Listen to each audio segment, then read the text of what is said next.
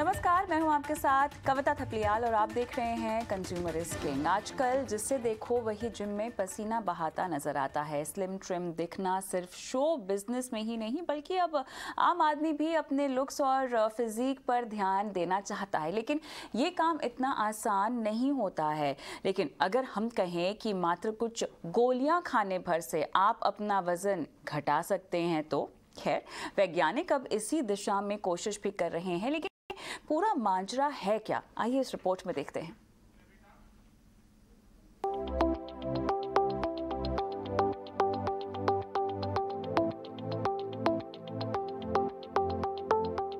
हर कोई चाहता है कि वो फिट और स्लिम दिखे, लेकिन इस ख्वाब को पूरा करने में बड़ी मशक्कत करनी पड़ती है। जिम, योगा, डाइट और न जाने क्या क्या। घंटों जिम में पसीना बहाने के बावजूद कई बार वजन कम होता नहीं दिखता। ऐसे में अगर आपसे कहा जाए कि वजन कम करने के लिए आपको एक्सरसाइज या डाइट करने की जरूरत नहीं है, बल्कि केवल गोलियां खाकर आप पतले हो सकते हैं, तो जी हाँ, Baylor college of medicine, Stanford school of medicine के साइंटिस्ट रिसर्च कर पता करने की कोशिश कर रहे हैं कि आखिर एक्सरसाइज करते वक्त शरीर में ऐसे कौन से बदलाव आते हैं जिससे वजन कम होता है। साइंटिस्ट को इसमें कामयाबी मिलती भी दिख रही है। दरअसल साइंटिस्ट को लैक्पे नाम के मॉलिक्यूल के बारे में पता चला है, जो एक्सरसाइज के दौरान शरीर में बनता है और इस मॉलिक्यूल से चूहों में भूख कम करके उनका वजन घटाने में सफलता मिली है। इस रिसर्च के दौरान वैज्ञानिकों को पता चला कि CNDP2 नाम का एंजाइम लैक्पी मॉलिक्यूल के प्रोडक्शन के लिए जिम्मेदार होता है। वैज्ञानिकों ने 10 दिन तक चूहों के एक ग्रुप को लैक्पी युक्त डाइट दी और उसकी भूख में 50% कम हो गई, जबकि उनके मूवमेंट या एनर्जी की खपत में कोई बदलाव नहीं किया गया। इससे उन्हें वजन कम करने में मदद मिली है। एक्सरसाइज से मेटाबॉलिज्म रेट बढ़ जाता है और भूख रेगुलर हो जाती है, जिससे कि वजन कम करने में मदद मिलती है। लेकिन अब वैज्ञानिक मॉलिक्यूल लेवल पर उस कारण का पता कर रहे हैं जिसकी वजह से एक्सरसाइज फायदा पहुंचाती है। यानी एक्सरसाइज करने पर साइकोलॉजिकली कैसा असर होता है और शरीर में किस प्रकार के एंजाइम और मॉलिक्यूल बनते हैं। अगर ऐसा करने में वैज्ञानिकों को सफलता मिलने उन मॉलिक्यूल्स और एंजाइम वाली गोलियां बना सकते हैं, जिससे वजन कम करने का तरीका ही बदल जाएगा। और ऐसे उम्रदराज लोग जो एक्सरसाइज नहीं कर सकते, मेडिकेशन से अपने वजन को कंट्रोल कर पाएंगे। अब देखने वाली बात ये होगी कि इस रिसर्च में सफलता कब तक मिलती है, लेकिन इतना तय है कि ये फाइंडिंग फिटनेस वर्ल्ड में क्रांति ला देगी। ET नाउ स्वदेश। चलिए, काफ़ी दिलचस्प, लेकिन ये सब सुनने में जितना अच्छा लग रहा है, सवाल यहाँ पर ये है कि क्या ये वाकई इतना आसान होगा? क्या गोलियाँ दिमाग और शरीर पर वाकई असर करेंगी? किस तरह से असर करेंगी और इसके साइड इफ़ेक्ट्स क्या होंगे, कितने गंभीर होंगे? इस तरह की दवाइयाँ बाज़ार में आने में अभी कितना समय लगेगा? ये गोलियाँ किसी ख़ास उम्र वाले लोगों के लिए ही होंगी? और सबसे ज़रूरी बात, इनके मार्केट में आने के बाद क्या जिम बंद हो जाएंगे? इन्हीं सब सवालों के जवाब लेने की कोशिश हम करेंगे हमारे आज के मेहमानों से। हमारे साथ ख़ास मेहमान भी जुड़ गए हैं। फिटनेस एक्सपर्ट राजू देसाई हैं और consultant bariatric and metabolic surgeon SL Raheja hospital doctor Rahul Borde और the gut health nutritionist Payal Kothari. आप सभी का स्वागत है हमारी इस पेशकश में। तो डॉक्टर राहुल, आपके पास ही आऊँगी सबसे पहले। एक ऐसी पिल जिससे आपका वज़न घट जाएगा, आपको डाइटिंग की ज़रूरत नहीं पड़ेगी, आपको जिम नहीं जाना होगा, ऐसा हो सकता है क्या? देखो, ये एक साइंस के नया प्रोडक्ट है। ये अभी जस्ट मार्केट में अभी रिसर्च हो रहा है। ये जैसे हमारा इंजेक्शन, जैसे हमारे कोई भी दवाई जो मार्केट में आते हैं, उनके फेजेस होते हैं, ट्रायल फेजेस। सो सिमिलरली ये जो दवाई है, अगेन ये रिसर्च फेज में है और उसको मार्केट में आने के लिए 5 फेजेस थ्रू जाने पड़ते हैं और वो 5 फेजेस पूरा होने के लिए 5 से 6 साल लगते हैं मिनिमम। तो जो भी अभी जो रिसर्च फेज में है, तो इन्हें आने के लिए बहुत टाइम लगेगा क्योंकि ये जो टेस्टिंग किया जा रहा है जो मेडिकेशन का, ये एनिमल्स पे टेस्टिंग हो रहा है। वो ह्यूमन ट्रायल्स करने में जब फेज 3 फेज 4 में जाते हैं, तब उनके बाद वो रिसर्च होते हैं, उनके बाद उनका लॉन्ग टर्म एफिशिएंसी वो देखी जाती है, उसके बाद वो मार्केट में आते हैं।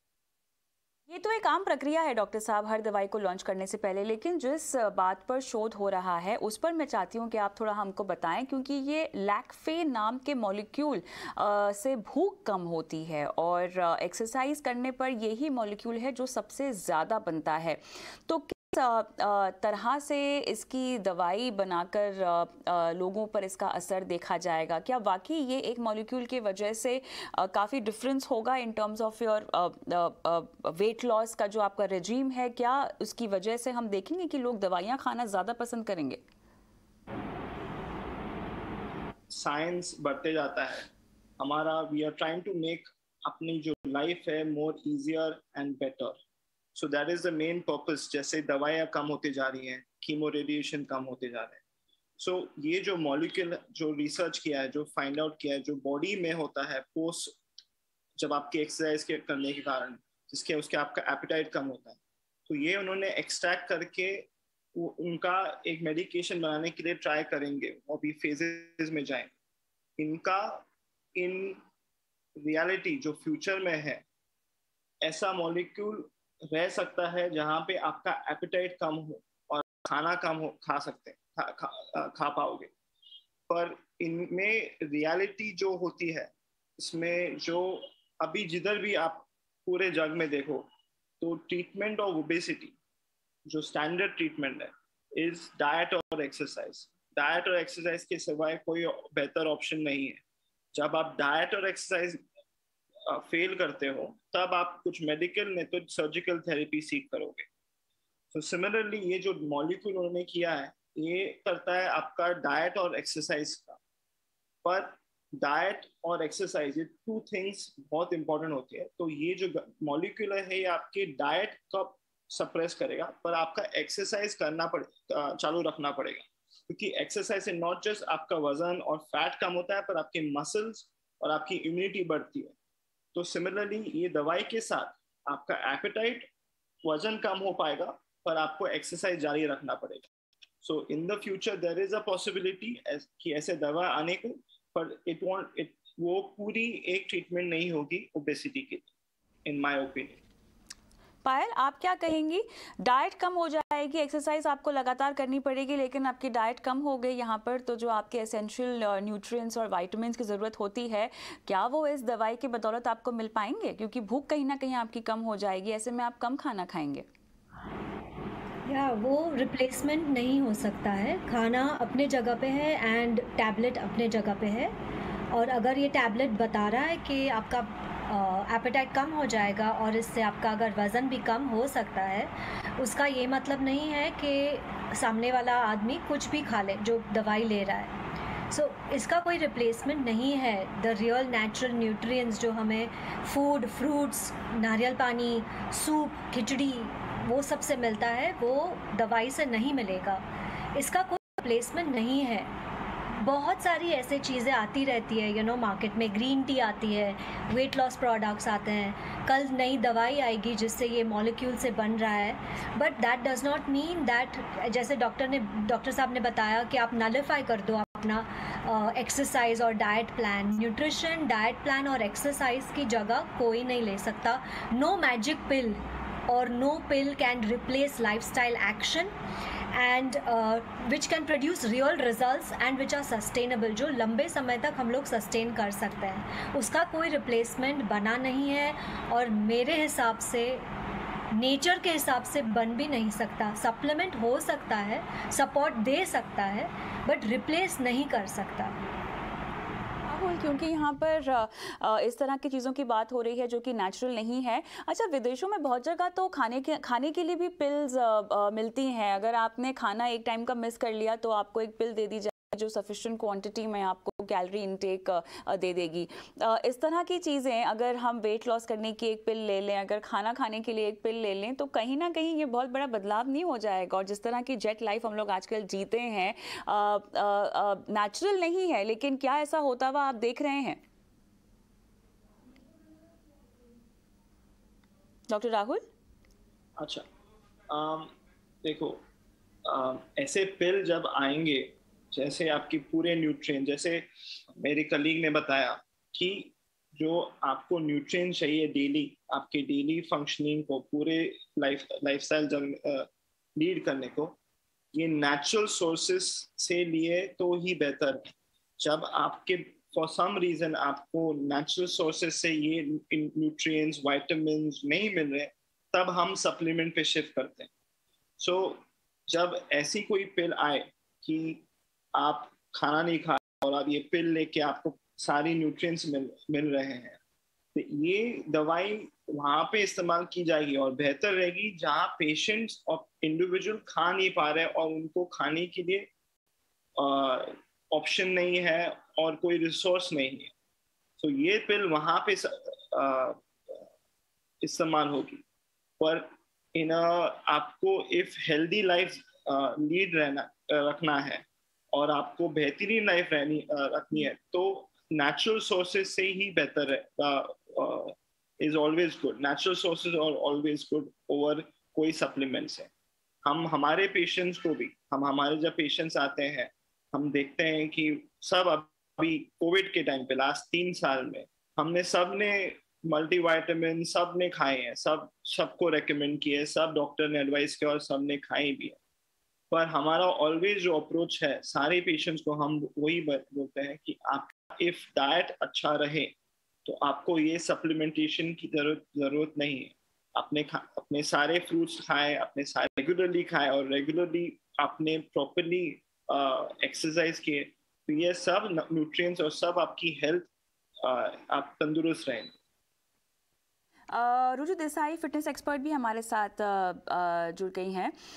रुजू, हमको ये बताएं कि जो हम बात कर रहे हैं पिल की, जो वेट लॉस के काफ़ी काम आएगी, और ऐसे में जो बाकी तमाम पैनलिस्ट हैं उनका कहना है कि जितना नेचुरल तरीके से आप अपने वज़न को घटाने की कोशिश करें वो आपके लिए बेहतर होगा, क्योंकि इस पिल के ज़रिए होगा ये कि आपको भूख कम लगेगी, और अगर आप उस स्थिति में नॉर्मल वर्कआउट करते हैं तो कहीं ना कहीं आपके बदन पर असर तो देगा, लेकिन इसके साथ साथ साइड इफ़ेक्ट्स भी होंगे। आप एक फ़िटनेस एक्सपर्ट हैं, क्या आपको ऐसे क्लाइंट्स मिलते हैं जो पतले होने के चक्कर में खाना पीना बिल्कुल बंद कर चुके होते हैं और शायद इसी किसी तरह की के इंतजार में हो? ऑफ कोर्स ऐसे क्लाइंट्स होते ही हैं। आपको पता है कि ये अभी फास्ट जमाना है, हर चीज उनको क्विक चाहिए, 2 मिनट्स में चाहिए, इंस्टेंट का जमाना है। सो एवरीबडी वांट्स कि मुझे सबसे जल्दी और सबसे ज्यादा रिजल्ट मिल जाए। जब तक वेट गेन होता है they don't realize, and then एकदम से उनको वेट लॉस का रिजल्ट चाहिए। बट मैं भी वही करती हूँ कि उनको समझाती हूँ, उनको पॉजिटिव एंड हेल्दी लाइफस्टाइल, जो नेचुरल लाइफस्टाइल बोलते हैं, उनके और टुवर्ड्स उनको लेके जाती हूँ। Because gradual and slow and steady result ही हमेशा अच्छा होता है, नेचुरल होता है एंड इफेक्टिव होता है और हार्मलेस होता है, उनके साइड इफेक्ट नहीं होते। ये मैं उनको समझाने की कोशिश हमेशा करती हूँ। बट यस, ऐसे क्लाइंट बहुत से हैं जिनको ऐसी पिल्स या ऐसी कोई चीज चाहिए कि जो क्विकली रिजल्ट दे दे और स्पेसिफिक एरिया ऑफ बॉडी के पार्ट्स जल्दी जल्दी से वेट लॉस करके दिखा दे। बिल्कुल। डॉक्टर राहुल, क्या इस तरह की पिल का अगर आना हो जाता है तो आपको लगता है कि जो ओबेसिटी वाले पेशेंट्स हैं, जो मोटापा जिनके लिए बहुत दिक्कत है, उन पर क्या इसका इस्तेमाल किया जा सकता है? क्या उनको as a form of treatment इस तरह की पिल्स को प्रिस्क्राइब किया जाएगा? तो हम ओबेसिटी आपको अंडरस्टैंड करना चाहिए कि ओबेसिटी कहाँ से शुरू होती है। There are दो रीजन होते हैं ओबेसिटी, एक इंडिविजुअल ओबीस क्यों हो। एक हो एंडोजिनस रीजन, जो है इंटरनली आपके जीन्स में कोई फॉल्ट हो और आपके कुछ डिजीज है जो बॉडी में आपकी, उसके कारण आप ओबीस हो। आपके लाइफस्टाइल के कारण जो मेनली है, उनका रेशो पकड़ो 40 to 60, लाइफस्टाइल के कारण आपका ओबेसिटी है। तो जब आप ये इंट्रोड्यूस करोगे पिल सोसाइटी में, कम्युनिटी में, आपको अंडरस्टैंड करना है कि जो पिल खाली आपका एपेटाइट कम करेगा पर आपकी लाइफस्टाइल नहीं बदलेगी, आप हेल्दी लाइफस्टाइल नहीं लीड कर पाओगे। एंड दैट जो सोल्यूशन है वो खाली बढ़ते जाएगा, in the sense problem stagnate रहता रहेगा, क्योंकि इफ आप वही खाना खाओगे वही अनहेल्दी, ये पिल से आपका एपेटाइट कम होगा, पर आपने एपेटाइट कम होने के कारण आप अनहेल्दी फूड खाना शुरू कर सकते हो। ये हमारे फील्ड में बहुत देखा है, क्योंकि जब उनका डाइट कम किया जाता है, सारे पेशेंट बोलते हैं कि मैं बहुत कम खाता हूँ, बहुत कम खाती हूँ, पर जब उनको पूछते हैं कि क्या खाते हो, तो बोलेंगे हमने कुछ चाट खा लिया और कुछ फ्राइड खा लिया छोटा छोटा। तो आइडिया इज नॉट कि क्वांटिटी कम करने के लिए, क्वालिटी भी अच्छी होनी चाहिए। और ये जब पिल खाने के कारण इफ आपकी लाइफस्टाइल में चेंज हो, समझ वो इंडिविजुअल ने पिल खा के अपना वजन घटाया और उसके बाद उन्होंने अच्छी लाइफस्टाइल लीड की, जैसे उन्होंने वर्कआउट शुरू कर दिए, खाना अच्छा बेहतरीन किया, तो उनका फायदा होगा। पर इफ आपने आपके लाइफस्टाइल में बदल नहीं लेके आए तो वो पिल का ज्यादा कोई उपयोग नहीं होगा। पायल, ये कम खाना और ज़्यादा खाने का फंडाना हमको समझना है, बिकॉज देखिए वेट लॉस में वर्कआउट तो होता ही है, और अगर हम ट्रेडिशनल वेज में देखें तो आपको माइंडफुल ईटिंग का भी सहारा लेना चाहिए। तो जैसा कि डॉक्टर राहुल ने भी कहा कि लोग कहते तो हैं कि हम कम खाते हैं, लेकिन उसमें जंक ईटिंग अगर आपकी बहुत ज़्यादा है तो फिर वो इफ़ेक्टिव नहीं है। लेकिन कैसे हमें समझ में आए कि आपको कम खाना है, ज़्यादा खाना है, किस तरह का खाना खाना है, कैसे प्रभाव पड़ता है, कैसे वेट लॉस शुरू होता है अगर आप सही तरीके से खाना खाएं, ये पूरा प्रोसेस क्या है समझें। So it's very simple. कम खाना नहीं है, कम कैलोरीज वाला खाना है, मतलब फाइबर रिच फ्रूट्स और वेजिटेबल वगैरह ज़्यादा खाना है, जिसकी कैलोरीज कम है और वॉल्यूम ज़्यादा है। तो वो वॉल्यूम से पेट भी भरेगा और न्यूट्रिएंट्स भी आपको मिलेंगे और कैलोरीज भी आपके कम होंगे, तो वज़न बढ़ेगा नहीं। वर्सेस आप एम्प्टी कैलोरीज खा रहे हैं जिसमें फाइबर नहीं है, प्रोटीन नहीं है, कार्बोहाइड्रेट्स और फैट्स, चारों मैक्रोज साथ में नहीं है, एसेंशियल मैक्रो न्यूट्रिएंट्स, और वो एम्प्टी कैलोरीज खा रहे हैं, उससे वज़न बढ़ रहा है और उससे भूख भी ज़्यादा लगती है। फॉर एग्ज़ाम्पल हम लोग अगर बर्गर खाते हैं और एक उसके सामने एक अच्छा सा होलसम इंडियन ट्रेडिशनल थाली खा लेते हैं, तो बर्गर तो जल्दी जल्दी खा लिया, हाई कैलोरीज, उससे वॉल्यूम भी नहीं है, पेट भी नहीं भरा, न्यूट्रिएंट्स भी नहीं मिले, एम्प्टी कैलोरीज। वेराज इंडियन थाली खाई या कोई ट्रेडिशनल कल्चरल थाली खाई, उसमें चारों मैक्रो न्यूट्रिएंट्स हैं जिससे पेट भी भरा और कैलोरीज काफ़ी लो है और आपकी एनर्जी लेवल्स भी ज़्यादा रहे। So this empty calories versus nutrient dense calories is more important than anything else. वो सबसे ज़्यादा ज़रूरी है।